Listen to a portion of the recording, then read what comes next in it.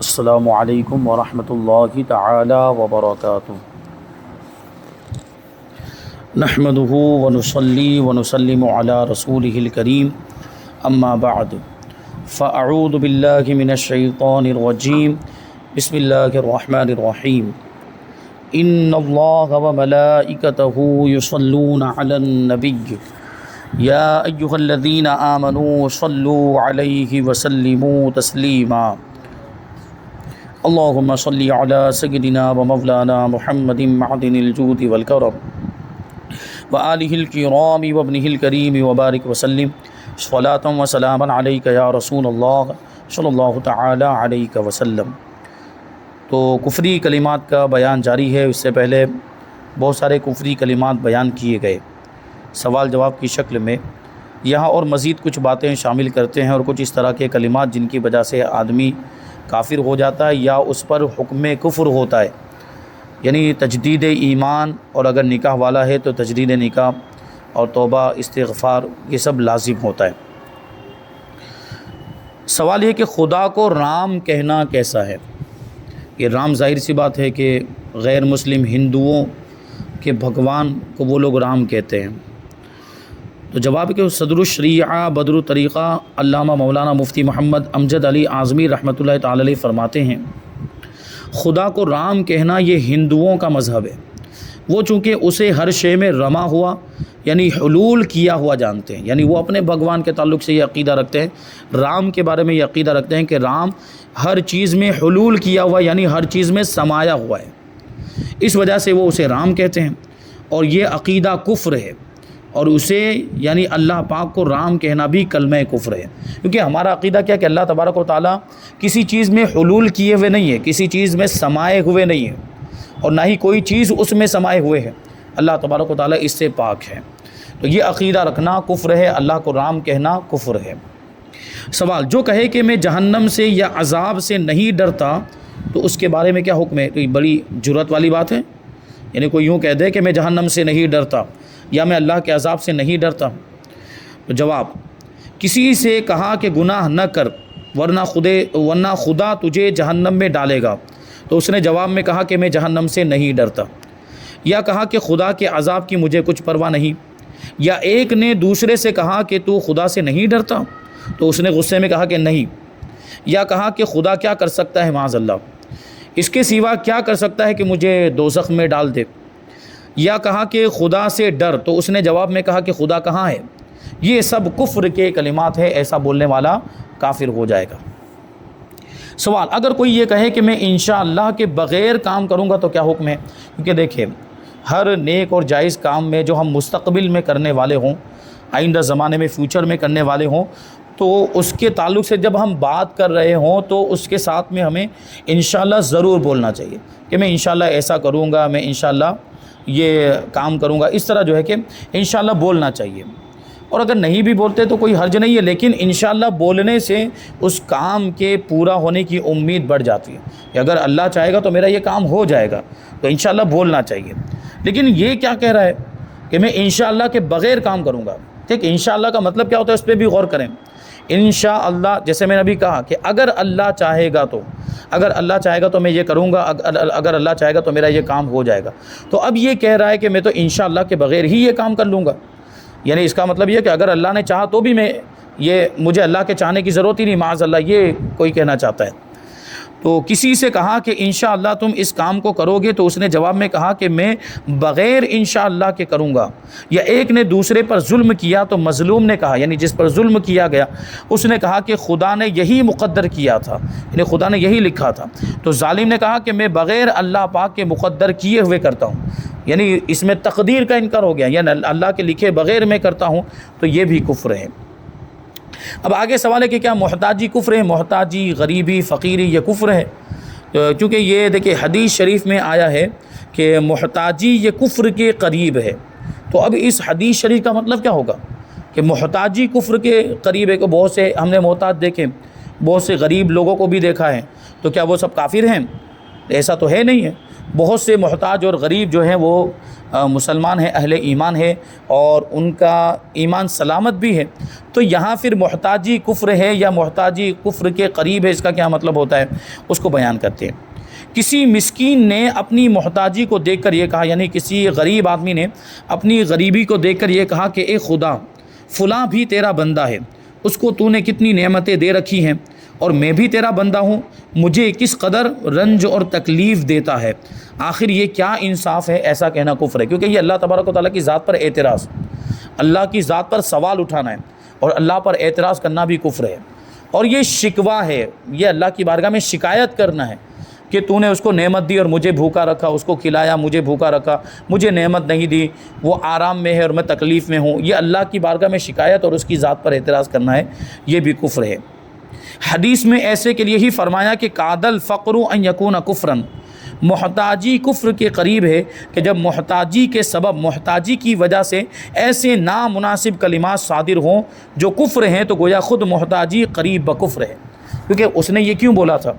اس نے یہ کلمات اور یہ الفاظ، یہ جملے اس لیے بولے تھے کہ وہ غریب تھا، اپنی غریبی کی وجہ سے اور اپنی تکلیف کی وجہ سے اس نے اپنی زبان سے یہ کلمات بول دیے، تو گویا کہ اس کے کفر کا سبب اس کی محتاجی بن رہی ہے،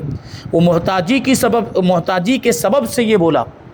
کہ وہ غریب تھا، اس لیے اس کی زبان سے یہ الفاظ نکل گئے۔ اس وجہ سے کہا جاتا ہے کہ محتاجی میں، کفر میں بسا اوقات آدمی کچھ کلمات ایسے، محتاجی میں، غریبی میں بہت سے اوقات جو ہے کہ وہ کفری کلمات بول دیتا ہے، بسا اوقات ایسا ہوتا ہے۔ بہرحال اگر کوئی محتاج ہے، غریب ہے، لیکن اس کے باوجود وہ احتیاط کرتا ہے اور وہ اس طرح کے کلمے نہیں بولتا، اس طرح کے الفاظ اور اس طرح کے جملے نہیں بولتا ہے، بلکہ ہر حال میں وہ اللہ کا شکر ادا کرتا ہے اور اللہ جس حالت میں رکھے اس پر وہ راضی ہے، تو یہ بہت اچھی بات ہے۔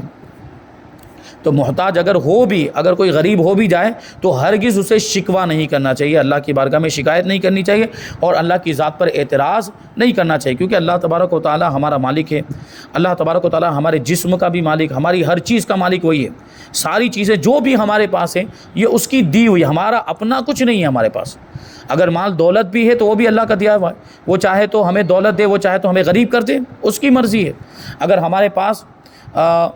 کچھ نہیں بھی ہے تو یہ بھی اللہ کی مرضی ہے، تو ہمیں اللہ کی مرضی میں راضی رہنا چاہیے اور ہر حال میں اللہ سے خوش رہنا چاہیے، کبھی بھی اس طرح کی کیفیت نہ ہو کہ ہم اللہ کی بارگاہ میں شکایت کریں، کیونکہ ہمارے پاس جو کچھ بھی وہ اللہ کا دیا ہوا ہے، وہ اللہ تبارک و تعالی ہمارے جسم کا مالک ہے، وہ جو چاہے کرے، چاہے تو ہمیں بیمار کر دے، چاہے تو ہمیں صحت عطا فرمائے، اور چاہے تو ہمیں دولت دے، چاہے تو ہمیں غریب کر دے، وہ جو چاہے وہ ہماری ذات میں تصرف کر سکتا ہے، کیونکہ وہ ہمارا مالک ہے۔ ہمیں کوئی حق نہیں کہ ہم اس کی ذات پر اعتراض کریں،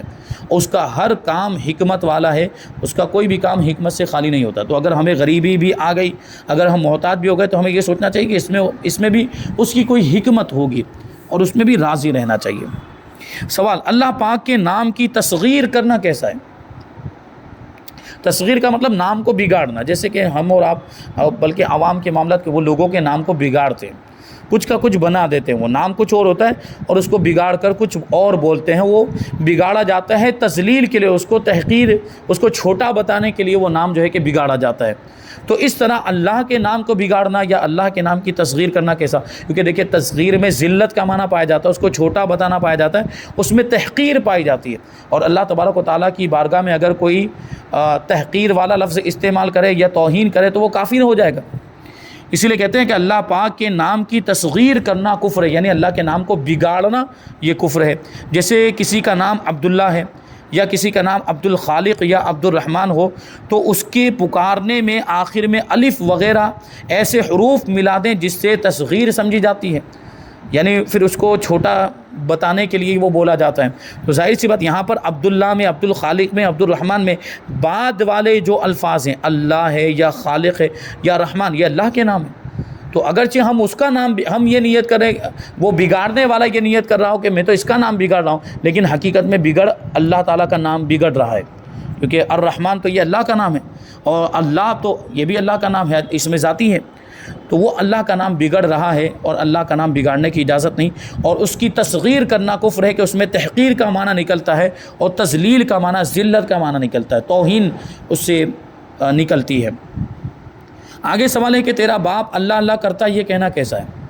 جواب، ایک شخص نماز پڑھ رہا ہے، اس کا لڑکا باپ کو تلاش کر رہا تھا اور روتا تھا، تو کسی نے کہا کہ چپ رہے، تیرا باپ اللہ اللہ کرتا ہے۔ یہ کہنا کفر نہیں، کیونکہ اس کے معنی یہ ہیں کہ وہ خدا کی یاد کرتا ہے، خدا کا ذکر کرتا ہے۔ یہ تو ہمارے عرف میں بھی بولا جاتا ہے کہ اگر کوئی نماز پڑھنے کے لیے گیا ہو اور بچہ پوچھ رہا ہو تو بچے کو جواب میں کہہ دیا جاتا ہے کہ تمہارے والد صاحب اللہ پڑھنے کے لیے گئے ہیں۔ تو اس طرح بولنے میں کوئی حرج نہیں، یعنی وہ اللہ کا ذکر کرنے کے لیے گئے،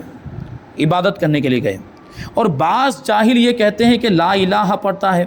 یہ بہت قبیح ہے، بہت برا ہے، کہ یہ نفی محض ہے، کیونکہ اس کے معنی پر غور کریں۔ لا الہ الا اللہ، کوئی معبود نہیں ہے اللہ کے سوا، اللہ کے سوا کوئی معبود نہیں۔ اس پورے کلمے کا تو یہ مطلب بنتا ہے اللہ کے سوا کوئی معبود نہیں۔ لیکن اگر صرف لا الہ بولیں، صرف لا الہ بولیں، صرف اتنا ہی بولیں، الا اللہ نہ بولیں، تو اس کا مطلب ہوتا ہے کوئی معبود نہیں۔ لا الہ کا معنی ہوتا ہے کوئی معبود نہیں، جبکہ اللہ تو معبود ہے، اللہ تو خدا ہے۔ تو اب یہ مطلقاً نفی ہو جا رہی ہے، یعنی کسی بھی معبود، ہر معبود کی نفی ہو جا رہی ہے، یعنی باطل معبود کی بھی نفی ہو جا رہی ہے اور حق معبود کی بھی، جبکہ بولنے والے کی یہ نیت نہیں ہوتی ہے۔ اس لیے یہ کفر نہیں کہہ رہے ہیں، بلکہ کہہ رہے ہیں کہ بہت برا ہے، نہیں بولنا چاہیے، صرف لا الہ نہیں بولنا چاہیے، پورا بولنا چاہیے، لا الہ الا اللہ بولنا چاہیے۔ یہ نفی محض ہے، جس کا مطلب یہ ہوا کہ کوئی خدا نہیں، اور یہ معنی کفر ہے، اس کا یہ اعتقاد نہیں ہوتا، اس کا یہ عقیدہ نہیں ہوتا، لیکن اس سے بچنا چاہیے، صرف لا الہ نہیں بولنا چاہیے۔ انبیاء کرام علیہم السلام کے بارے میں کفریہ کلمات۔ سوال، انبیاء کرام علیہم السلام کی طرف بے حیائی کی نسبت کرنا کیسا ہے؟ جواب، انبیاء کرام علیہم السلام کی توہین کرنا، ان کی بارگاہ میں گستاخی کرنا یا ان کو فواحش اور بے حیائی کی طرف منسوب کرنا یہ کفر ہے۔ معاذ اللہ کسی نبی کو بے حیا کہہ دینا یا کسی گناہ کی نسبت کسی نبی کی طرف کرنا یہ کفر ہے۔ مثلا معاذ اللہ یوسف علیہ السلام کو زنا کی طرف منسوب کرنا، یعنی معاذ اللہ کوئی حضرت یوسف علیہ السلام کو زانی کہہ دے تو وہ زانی کہنے والا کافر ہو جائے گا، کہ انبیاء کرام معصوم ہیں، ان سے کوئی گناہ ہو ہی نہیں سکتا، وہ گناہوں سے پاک ہیں، اور گناہوں کی نسبت ان کی طرف کرنا یہ ان کی شان میں گستاخی اور توہین ہے۔ اور نبی کی شان میں، کسی بھی نبی کی شان میں، ہمارے نبی ہو یا دوسرے انبیاء کرام ہو، کسی بھی نبی کی شان میں ادنا سی گستاخی کفر ہے، اور وہ گستاخی کرنے والا کافر ہو جاتا ہے۔ سوال، نبی اکرم صلی اللہ علیہ وسلم کو خاتم النبیین نہ جاننے والے نیز آپ صلی اللہ علیہ وسلم سے منسوب اشیاء کی توہین کرنے والے کے بارے میں کیا حکم ہے؟ یعنی جو حضور کو آخری نبی نہ مانے یا حضور سے نسبت رکھنے والی چیزوں کی توہین کرتا ہوں،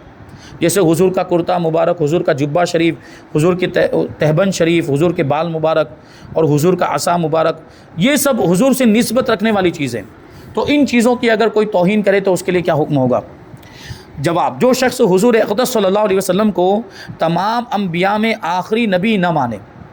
یعنی حضور کو خاتم النبیین نہ جانے، یا حضور صلی اللہ علیہ وسلم کی کسی چیز کی توہین کرے یا اس میں عیب لگائے،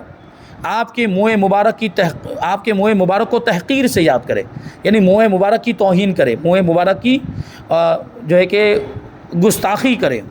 آپ کے لباس مبارک کو معاذ اللہ گندا اور میلا بتائے، حضور صلی اللہ علیہ وسلم کے ناخن کو بڑے بڑے ناخن کہے، یہ سب کفر ہے، کیونکہ حضور سے نسبت رکھنے والی چیزوں کی تعظیم بھی لازم اور ضروری ہے، حضور سے منسوب چیزوں کی تعظیم بھی ہم پر لازم ہے، کیونکہ یہ حضور سے نسبت رکھنے والی چیزیں ہیں، اور حضور سے نسبت رکھنے والی چیزوں کی تعظیم یہ حضور کی تعظیم، اور حضور سے نسبت رکھنے والی چیزوں کی توہین یہ حضور کی توہین ہے، تو گویا کہ اس نے حضور کی توہین کی تو اس سے وہ کافر ہو جائے گا۔ بلکہ اگر کسی کے اس کہنے پر کہ حضور صلی اللہ علیہ وسلم کو کدو پسند تھا کوئی یہ کہے کہ مجھے پسند نہیں، تو بعض علماء کے نزدیک وہ کافر ہو جائے گا، کیونکہ دیکھیں بات چل رہی تھی حضور کی، اور حضور کی پسند بیان کرنے والا بیان کر رہا تھا کہ حضور پاک صلی اللہ علیہ وسلم کو کدو پسند تھا، اور اس نے اس کے جواب میں کہا کہ مجھے تو کدو پسند نہیں ہے، تو بعض علماء نے اس کو کافر کہا کہ اس پر حکم کفر ہے، کیونکہ اس نے حضور کی پسند کے مقابلے میں اس چیز کو ناپسند کیا جو حضور کو پسند تھی۔ اگر ویسے ہی کہتا، کوئی دوسری بات چل رہی ہوتی اور کدو کی بات نکلتی اور وہ کہہ دیتا کہ مجھے کدو پسند نہیں، تو وہاں اس پر کفر کا حکم نہیں تھا، لیکن یہاں حضور کی بات چل رہی تھی کہ حضور کو کدو پسند تھا اور اس کے مقابلے میں اس نے یہ بات کہی، اس لیے بعض علماء نے اس کو کفر کہا ہے۔ اور حقیقت یہ ہے کہ اگر اس حیثیت سے اسے ناپسند ہے کہ حضور صلی اللہ علیہ وسلم کو پسند تھا تو کافر ہے، یعنی اس وجہ سے وہ ناپسند کرتا ہے کہ حضور کو پسند تھا، تو پھر ظاہر سی بات ہے کہ حضور کی پسند کو ناپسند، کیونکہ جو چیز حضور کو پسند ہے وہ چیز بری ہو ہی نہیں سکتی۔ یہ الگ بات ہے کہ طبیعت الگ الگ ہوتی، کسی کو کوئی چیز پسند آتی، کسی کو کوئی چیز پسند نہیں آتی ہے، کسی کو کوئی چیز اچھی لگتی ہے، کسی کو کوئی چیز اچھی نہیں لگتی، یہ طبیعتوں کا فرق ہے۔ لیکن ایمان والا اگر کوئی ہے، حضور سے محبت رکھنے والا اگر کوئی ہے، تو وہ ان ساری چیزوں سے محبت کرتا ہے جو حضور کو پسند ہے۔ تو حضور کو کدو پسند، تو ہمیں بھی کدو سے محبت ہونی چاہیے، ہمیں بھی کدو پسند ہونا چاہیے۔ اور اگر ہم نہیں کھاتے، کھانے کو طبیعت نہیں چاہتی، ہو سکتا ہے کسی کو لوکی، کسی کو کدو یا دودھی پسند نہ ہو تو وہ نہ کھائے، لیکن ہرگز اس سے نفرت کا اظہار نہ کرے، ہرگز یہ نہ کہے کہ مجھے تو یہ چیز پسند نہیں ہے، طبیعت نہیں چاہتی تو نہ کھائے، لیکن اس سے ناپسندیدگی کا اظہار نہ کرے، کیونکہ یہ چیز حضور کو پسند تھی، اور جو چیز حضور کو پسند وہ ہرگز بری ہو ہی نہیں سکتی، وہ چیز ہرگز عیب والی نہیں ہو سکتی، یا وہ چیز ہرگز نفرت کے قابل ہو ہی نہیں سکتی۔ تو اس چیز سے محبت ہونی چاہیے جس سے حضور کو محبت تھی۔ تو کدو حضور کو پسند تھا، اس لیے ہمیں بھی پسند ہونا چاہیے، اور اگر پسند نہیں بھی ہے تو نفرت کا اظہار نہیں کرنا چاہیے۔ یوں ہی کسی نے یہ کہا کہ حضور اقدس صلی اللہ علیہ وسلم کھانا تناول فرمانے کے بعد 3 بار انگشتہائے مبارک چاٹ لیا کرتے تھے، کہ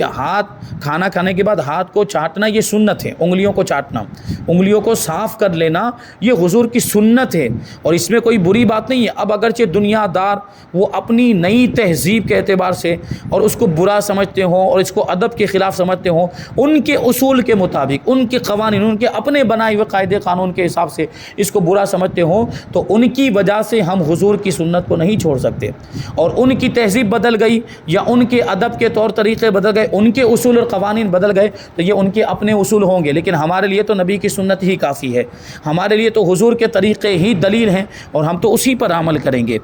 تو حضور پاک صلی اللہ علیہ وسلم کی سنت کو کسی نے بیان کیا کہ حضور کھانا تناول فرمانے کے بعد 3 بار انگلیوں کو چاٹ لیا کرتے تھے، تو اس پر کسی نے کہا کہ یہ ادب کے خلاف ہے یا کسی سنت کی تحقیر کی،